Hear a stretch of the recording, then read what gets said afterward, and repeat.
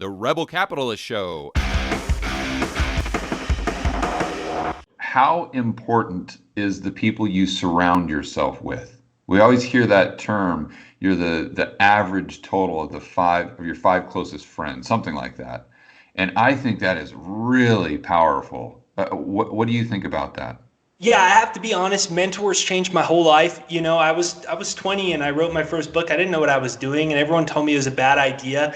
And so I went and I sought out, the top 1% in my field and I was just begged them to mentor me. It's how Jack Canfield, the creator of the Chicken Soup for the Soul series, wrote the foreword to my books, and like how I got those relations. I just said, like, please mentor me. I knew all my old friends from high school and college were, just as dumb as me. I was just bright enough to realize I was an idiot, and that's all I had going. And so, like, everything in my life, it's been the same thing now in investing, is like I have mentors in gold, and I have mentors in silver, and I have mentors on YouTube, and I'm not, I didn't go to college. And so, like, I believe in apprenticeship, mentorship, and learning. If you just do it, you don't even need to be that bright. If you just do what the other smart people do, you'll be successful. And I believe that. So that's number one. I care more about mentors than I do about a bunch of friends, And then number two, I think it's the most important thing in our life. And I think most of us, our whole lives would change if we just changed. All we need to do is don't go as often and don't stay as long. Just to one or two of those relationships. Don't go as often and don't stay as long. And I think our life can change. Yeah, whenever I hang out with, actually, I retired when I was 2012. And one of the things I miss most about that, and one of the main reasons, or one of the reasons I started the interview show, part of the YouTube channel, is just to kind of fill that need I had, or that desire. And the last couple years, I had a couple business partners that were incredible. And I just didn't have anyone else that I could kind of throw ideas off of. We'd meet for dinner and talk about making money. And it was just hanging around a couple guys that just were hyper motivated and incredibly successful, and always just driven, just nonstop from the morning they wake up to the morning they go to bed, just ambitious and trying to tackle the next challenge. And as a result, they were very successful. And I really missed being around that type of energy and around those type of ideas. Does that make sense? And so that's one of the reasons why I wanted to start the interviews and talk to people that I could really, just like we're doing right now, really smart people in this space, or macro, or investing, or whatever else. And it just goes back to what we're saying about how important it is to surround yourself with the right people, because their success or their failure will inevitably wear off on you. I want to go back quickly to the visualization. What do you think of vision boards? Is that something, because I've seen that concept. I'm like, that kind of makes sense to me, because I've done that inadvertently without even knowing what they are. Like, if I have a goal, I'll try to put it up on my computer, so periodically I'm just like, oh, I see it, it plants the image in my mind. Or is it something that's not that helpful, or what's your opinion on those? I think it's different for everybody. I mean, at the end of the day, the point of an image is the same thing as subliminal programming that, the CIA has been doing to us for a really long time. That's what it is. The CIA in all the, the other crap, it's about subliminal messaging to implant into the subconscious. And so, like, it's the same idea. It's funny that we call a lot of these things New Age, but, like, they use it to control the population. And so that, number one. Number two, I think it can be super valuable. I think most people's problem is they're in a reactionary consciousness their whole lives. They can't even conceive of doubling their income. They can't even conceive of living in a nice neighborhood. They can't even conceive of driving their dream car. Like, they just can't.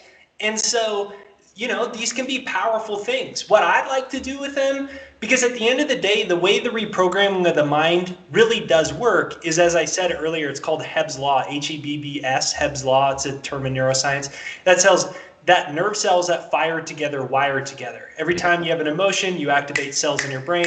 And so we have to, essentially reprogram your brain the same way you rebuild your muscle tissues in your arm. And so whether I make a vision board or I just have my goal sitting down, I look at it and I just like spend a couple seconds closing my eyes, trying to get into the emotion or feeling of it and see it, to like implant it into my mind. There's certainly a percentage of the very new age and very personal development people, their wall says they're going to be a billionaire, but they overdrafted the 7th time this month already. And, they say they're going to have a Ferrari and they're still walking everywhere and they never achieve anything, right? And it's like, that's the very new age crowd that a lot of people, it turns people off from personal development. Right. And I think that's because that crowd just thinks if you just put a vision board on your wall, money's gonna come out of your toilet tomorrow, and it's gonna manifest itself like that. And there's that level of delusion on the opposite side, which is you can't create the life you want. The bankers have screwed us all. So there's those two sides of delusion. But I think the point of a vision board should be to open up our mind outside of this crappy matrix brainwashed mind to think we're these average people. And, I like to take it where I try to engage myself emotionally, because the subconscious mind is the emotional mind. It's not rational. The conscious mind is rational. The subconscious is emotional. And that's why your childhood memories get programmed into them, especially traumas, because they're emotional. And so I like to engage emotions with whatever it is, my goal of more money, my goal of a second home in Uruguay, so that it feels real. And it, from a psychological level, it engages the subconscious and starts to rewire your mind. Yeah, I'm just thinking about what the process I've stumbled upon just kind of by figuring out what works and what doesn't work just in my own life without, when I was in the 90s and the early 2000s, there wasn't a lot of this out there. I mean, you had Tony Robbins and stuff like that, but all the information wasn't out on the blog posts and, on the internet just easily accessible like it is today. So you kind of had to go out there and just use trial and error.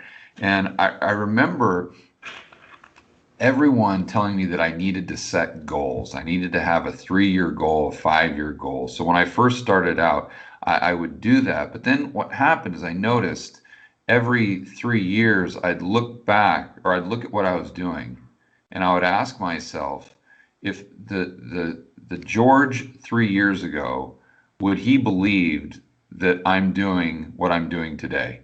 And the answer was always no. Always no. Even to this day, if you look back, let's see, what are we, 2021 now? So 2018, if you would have told me in 2018 that I'd be doing what I'm doing now with YouTube, and I would have done the TV show and everything that's happened over the past 3, I would have told you you're crazy. I would have told you you're absolutely crazy. So what's worked well for me is if I have these big macro objectives. I mean, big macro objectives. And then what I do is I try to figure out, kind of reverse engineer how I can achieve those macro objectives, and maybe not put a time frame on it. But then what I do every day is just to try to put one foot in front of the other. That's it. That's all I focus on. Just what can I do today, right now? What can I do in the next hour to get me just incrementally closer to that huge macro vision I have?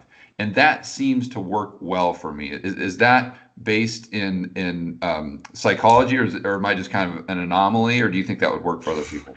I think everyone's different, right? Like it's not a religion. I mean, the fact is we have a lot of information from technology to know more about the brain and psychology, but hey man, that sounds like it works and it's powerful. The same things happen for me, dude. I didn't know I was going to make finance videos when my dad sat me down and was like, the financial system, and especially because I spent 9 years, with my hair being this personal development guy. And then, I never knew I was going to do finance stuff, and I never knew I was going to do YouTube when I started. All I knew is I was dropping out of college and I wanted to be financially independent and write this first book. I had no idea where my life was going to lead me, and I guess that's, we all have the Joseph Campbell hero's journey when we leave home, and a lot of crazy, unexpected, synchronistic coincidences, whatever you want to call them. You meet this guy and then he makes you think of a new business idea that happens out of nowhere. Yeah. And so, all that stuff comes. But I think you're right. It's just having this larger, my affirmation and my thing has always been, I'm a happy, healthy, spiritual multimillionaire. I'm a happy, healthy, spiritual multimillionaire. And there's like a lot of different aspects of that have birthed itself. And so, I agree with you. I guess the problem is most people, they have no idea what they want because they're afraid of wanting anything because they think it might not work out. And, you just put one foot in front of the other and really good things start to happen. Yeah. Yeah. Those who are most successful have failed the most. Yeah. And they've tried, right? Like, Yeah.